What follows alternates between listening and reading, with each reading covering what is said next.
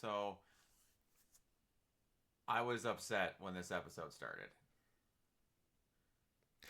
Why were you upset? because I thought they copped out and didn't kill her,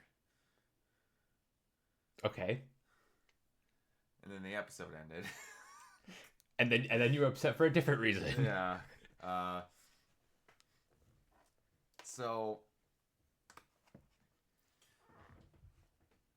I can't remember the last time I saw an episode where of anything where opposing sides, both of them had flashbacks dealing in the same moment that coalesced in the same thing, dealing with the current moment that they have. You know what actually this reminds me of? Hmm. Do you remember the Avatar the Last Airbender episode? I think it was in season Oh, 1 called The dear Storm. God. No. God, man. It has been probably over a decade since I've watched a single episode of Avatar The Last Airbender. Okay, But, well in that episode, Aang and Zuko both have flashbacks of when they were younger, before their lives became what they became. mhm. And that's kind of what this episode is like, at least for the flashback scenes, because we're getting glimpses of where Vanessa was at before she met Wilson, what um what Matt and Foggy were doing before they started Nelson and Murdoch, and then we get something I was not expecting to see again. Um, Wesley, Yeah. Wes, and Buck seeing each other. Yeah. Like, we had three different backstories, but all about essentially the same day and a half. Yep. I've never had that many people's three different storylines of people talking and their flashbacks all be about the same day involving the same all around the same person, essentially, which was the person that they were helping. I've never seen that flashbacks correlate like that. So that was really cool. Uh, so I didn't think we were going to be seeing Foggy. I remember reports that said like the actor was coming back for season 2, but of course at the time I was in my denial phase of I still think Foggy's alive, but now that I know what he was actually doing this season, a I think his subplot here is really well done, Mm-hmm. and b it honestly just makes me miss, well, Foggy, but the Netflix era. It does, and it's one of those things where you have to deal with what you have in here with what you got set up for storyline wise, where that's just not going to be one of those. When I saw people who were like, no, what actually happened was Poindexter shot him in the street so that he could be held somewhere to be alive because Vanessa wanted him to be. I'm like, Oh, so Vanessa wanted Poindexter to fake kill the guy that had the only bit of evidence that would stop and incriminate them just so she could have him held and be alive and hid away somewhere. So just in case they could find him later and incriminate her. I'm listening to this going, people, he's dead! What are we doing? My God, I know, I liked Foggy too, but dear Lord. She fake killed the guy she had to kill for her to save her own innocence, just to keep him alive so he could possibly testify to fuck her over later. I Huh? What? How do you fake blow someone's heart clean out in the middle of the road so with a guy with supernatural hearing can hear the heart stop beating? They don't make magical partially heart stop bullets.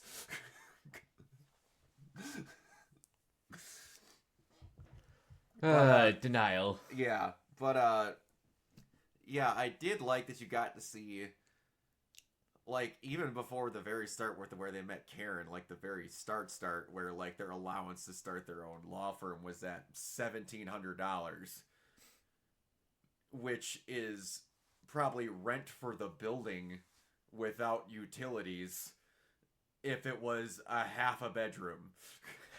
Yeah. in fucking Hell's Kitchen.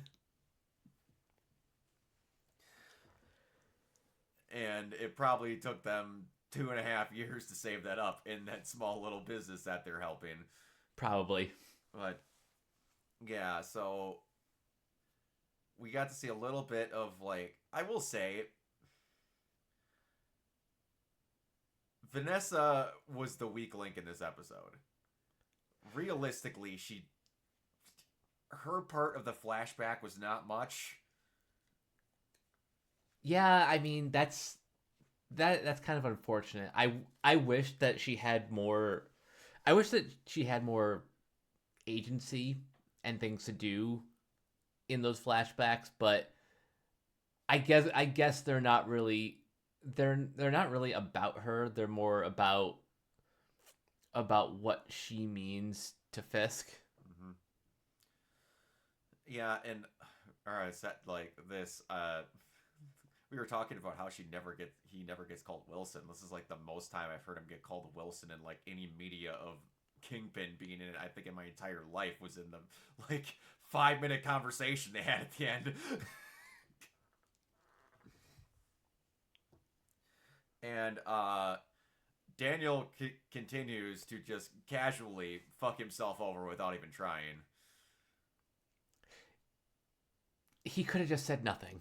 He could have just said nothing, and he's just like he gets a hug and he goes, "Yeah, she's in critical condition." My guy, you folded like a paper towel. Like what are we doing, man? She knew you were there, and all she did was hug you. What are you? I can't say nothing. It's top secret. Fisk will kill me. I like you, and I'm getting attention from a woman. All right, he's just in critical condition. Dude is whipped in all directions. The dude is whipped from hugging. And that gets reported, and then the entire time we have this tense reality going on, and the sides where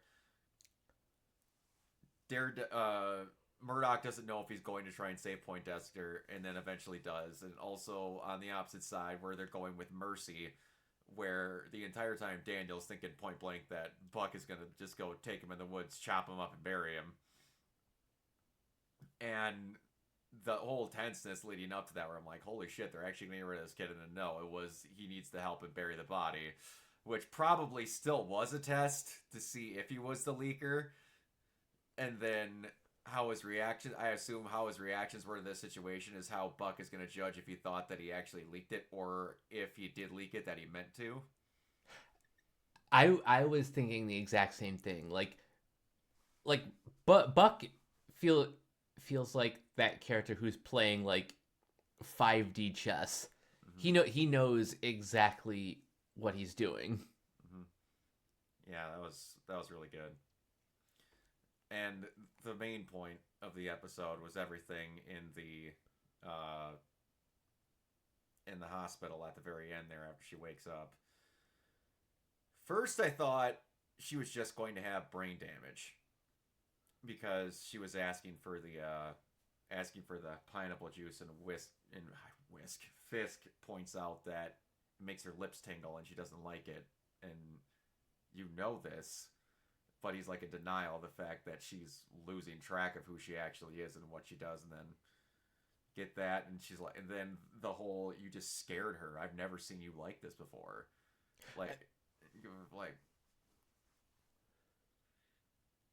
I'm like, we're having the murderer's version of the Peggy and Steve from the Winter Soldier scene, and when she wakes up and him panicking, like, I need to get her something, I don't care, I need, like, clearly saying the last thing keeping this motherfucker sane is this woman, and sane is being quite generous. Yeah. But when they cut all the audio out, except for the EKG monitor going flat, when she starts freaking out after hers and they pull him away, that was really well done. Yeah, like I said, I was fucking crying over. I was crying over Wilson Fisk, and I like he's the villain. We're not supposed to be on his side, but as what the MCU often does, the best villains are the ones who see themselves as the heroes of their own story. Also, they just genuinely believe that they're right. Mm-hmm. And he genuinely believes he's doing the right thing. Where it's just like, there's like, no, they have to be doing whatever. I'm like, no, they could be an absolute fucking dillhole and don't think they're a hero, but they believe the thing they are doing is the correct thing that they should be doing. They're not doing it because they got whatever talked into it. No, this is their genuine belief. It's how they think it needs to be handled, and they're doing it because they think it is right. Now, subjectivism towards what right is, but yeah, it's the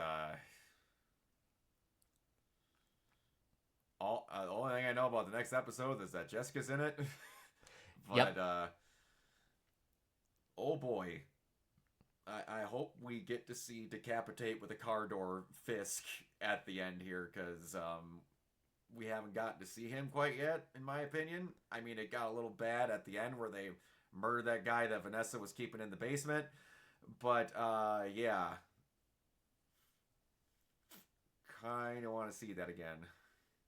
I'm I'm a little bit scared of like just how bad Fisk is going to be now that he no longer has like a semblance of a moral compass. He's just or or maybe we're wrong and um he turned no, I couldn't say that with a straight face. I was gonna say, how long are you gonna keep this horseshit statement up for? No, Fisk is a monster. He'll always be a monster.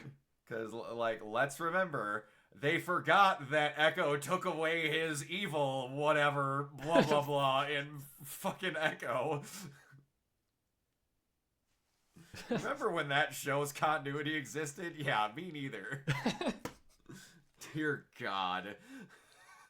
Yeah, they noped right out of continuity. There's not another show in the MCU that I can remember that they completely just went, no, that no longer actively fucking exists. There was no world altering event that changed it. There was no multiversal horseshit. That event just no longer happened. He went straight from Hawkeye to here. Yes. Like, they don't even mention that Echo exists.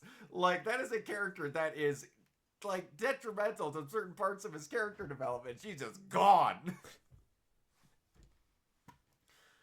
Yeah, I'm excited, whatever it is. I already seen people bitching about the episode because they don't like how Jessica's presented, because God knows we can never be fucking happy. But, yeah, unless you got anything else. Okay, wait, one last thing. Do we know who's in the body bag in the trunk? It was the guy that Buck killed in it was the guy that was gonna testify that's the other pilot, the other captain. Right. The other captain on the what was the fucking ship called? Oh, the Northern Star. The Northern Star. They interviewed him, and then he said whatever. It was Daredevil that was on the ship, and then Buck found him afterward and shot him in the back alley or whatever. Okay, it was kind of hard to tell in like under the plastic. Yeah, but yeah, that's who that is. No, there's no grand thing there. Because I don't know if Daniel knows that he killed him. I don't think anybody. Oh yeah, no, he doesn't, because he was asking where the hell he was. But right, that was the errand he had to do the night before. Yeah. So that'll probably be a chunk of this next episode. We'll be discussing that he did that. But yeah, it'd be interesting if like they just show a bunch of other people and you barely get to see Fisk, and then you just get to see that he was doing shit in the background, and then it comes in because like how many episodes do we have left? Let's see. The Grand Design was episode 5. This will be episode 6. We have 2 more after yesterday's episode. Yeah, so we're almost done. Nice.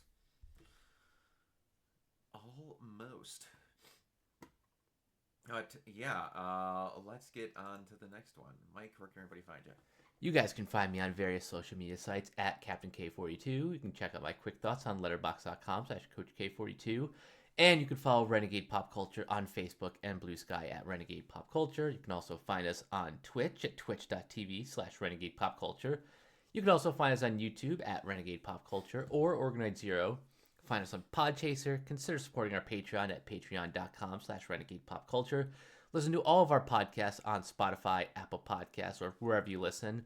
And last but not least, everything can be found at renegadepopculture.com. Mean escape, so do we.